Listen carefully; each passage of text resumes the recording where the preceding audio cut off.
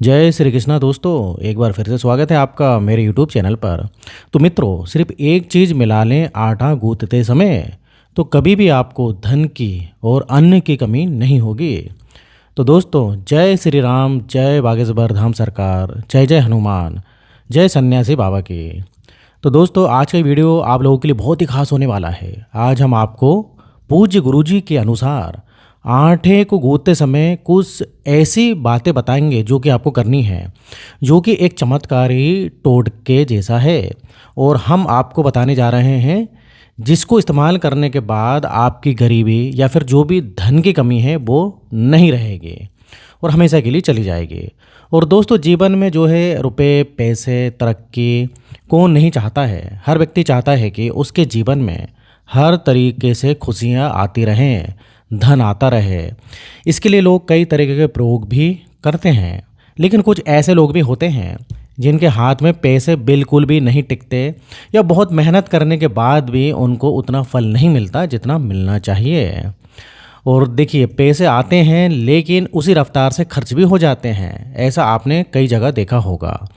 अब वहीं पैसों की तंगी के चलते घर में लड़ाई झगड़े होने लगते हैं और इंसान की सुख शांति गायब हो जाती है। ऐसे में लोग सुख शांति और तरक्की के लिए ज्योतिष में कुछ उपाय ढूंढने लगते हैं।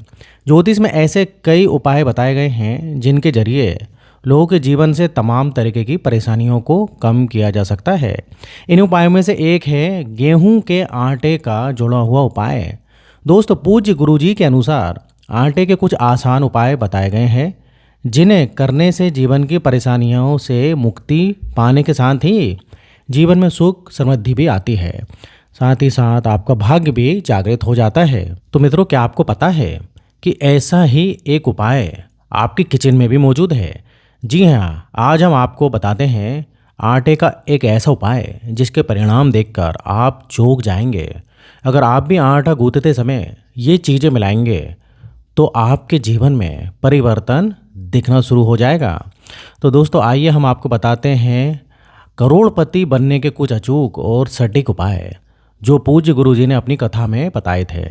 लेकिन उपाय जानने से पहले आप सभी से हाथ जोड़कर विनती है कि पूज्य गुरुजी के अनुसार बताए गए उपायों को ज़्यादा से ज़्यादा अपने दोस्तों के साथ शेयर करें, वीडियो को लाइक करें। और अगर आप हनुमान जी महाराज को सच्चे दिल से मानते हैं, उनकी पूजा करते हैं, तो नीचे कमेंट बॉक्स में जय श्री राम जरूर लिखें, जिससे कि आपकी जो भी मनोकामना है उसे जल्दी से जल्दी हनुमान जी महाराज उसे पूरा कर दें।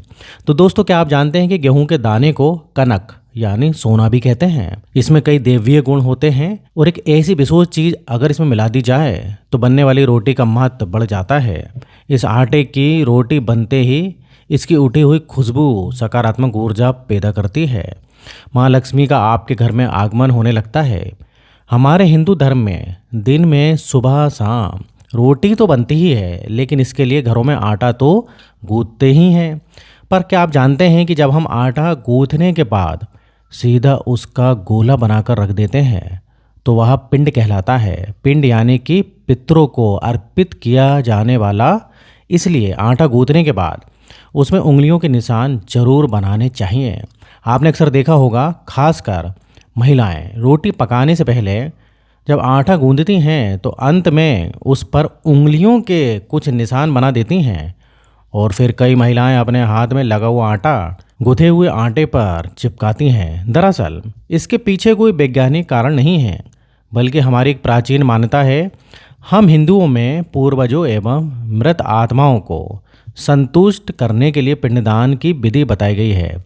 पिंडदान के लिए जब आटे की लोई, जिसे पिंड कहते हैं, बनाई जाती है तो वह बिल्कुल भी गोल होती है। उसका आशय होता है कि ये गूंथा हुआ आटा पूर्वजों के लिए है। मान्यता है कि इस तरीके का आटा देखकर पूर्वज किसी भी रूप में आते हैं और उसे ग्रहण करते हैं। यही कारण है कि जब मनुष्य के ग्रहण करने के लिए आटा गूंथा जाता है तो उसमें उंगलियों के निशान बना दिए जाते हैं। ये निशान इस बात का प्रतीक होता है कि रखा हुआ आटा, लोई या पिंड पूर्वजों के लिए नहीं है, बल्कि इंसानों के लिए है। जो जीवित इंसान उनके लिए है। और प्राचीन काल में महिलाएं प्रतिदिन एक लोई पूर्वजों के लिए, दूसरी गाय के लिए, तीसरी कुत्ते के लिए निकालती थीं। घर में अनेक महिलाएं होती थीं। उंगलियों का निशान लगाने से पता चल जाता था कि इंसानों के लिए गूथा हुआ आटा कौन सा है। जीवन में धन की चाहत भला किसे नहीं है। हर कोई व्यक्ति यही चाहता है कि उसके पास खूब सारा पैसा हो, धन हो, लेकिन आपके किचन में छिपा है आपके करोड़पति बनने का राज। तो आइए दोस्तों जानते हैं कि करोड़पति बनने के उपाय कौन से बताए हैं गुरुजी ने। तो दोस्तों रोटियां अमूमन हर किसी के घर में बनती है, चाहे वह सुबह बने या फिर शाम को बने अथवा दोपहर में बने। वहीं रोटियां बनाने के लिए आटा भी गूंथा जाता है और इस आटे को गूंथने में ही करोड़पति बनने के तमाम जो है टोटके छुपे हुए हैं, जिसके कारण आपके जीवन में धन आसानी से आपको मिल सकता है और आपकी गरीबी, आपकी परेशानियां दूर हो सकती हैं। बहुत से लोगों के घर में आए दिन कोई ना कोई परेशानियां बनी रहती हैं, जिस वजह से उनके घर में तनाव, दुख और तकलीफ का माहौल छाया रहता है। ऐसे में अगर आप शनिवार के दिन आटा पिसवाते हैं और इसमें 100 ग्राम काले चने, 11 तुलसी के पत्ते और 2 केसर के धागे डालकर इसे पिसवाते हैं, तो इस आटे से रोटियां बनाकर फिर खाते हैं, तो परिवार में फैली ऐसी सभी समस्याओं का अंत होता है और गरीबी का भी अंत होता है। और आज की युवाओं में नौकरी की समस्या आम होती जा रही है। वास्तु के माध्यम से अगर आप रविवार के दिन आटे में गुड़ मिलाकर पुड़ियाँ बनाते हैं और उसे गाय को खिलाते हैं, तो ऐसा करने से आपकी सारी समस्याएं दूर हो जाएंगी और घर की आर्थिक स्थिति भी ठीक होनी शुरू हो जाएगी।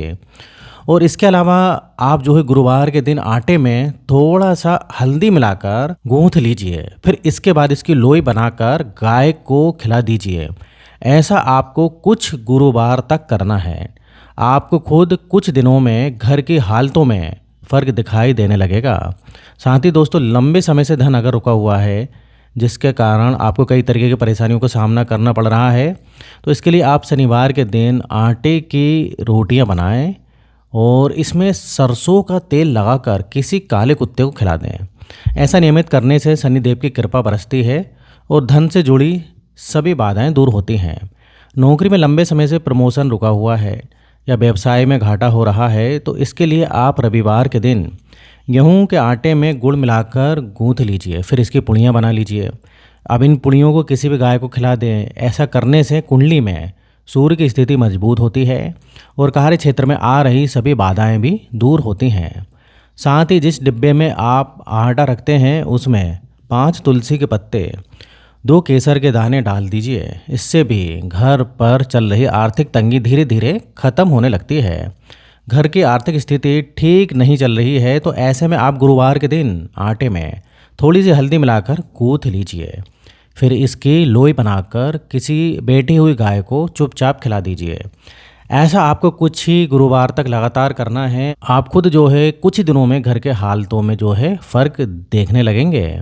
तो दोस्तों अगर आपको पूज्य गुरुजी के अनुसार बताए गए उपाय अच्छे लगे हों तो फटाफट इसे लाइक करें, शेयर करें और चैनल को सब्सक्राइब जरूर करें और नीचे कमेंट बॉक्स में सच्चे मन से जय श्री राम जरूर लिखें, जिससे कि आपकी जो भी सारी मनोकामना है वो पूरी हो जाएं। तो दोस्तों यहाँ तक वीडियो देखने के लिए आपका बहुत बहुत धन्यवाद।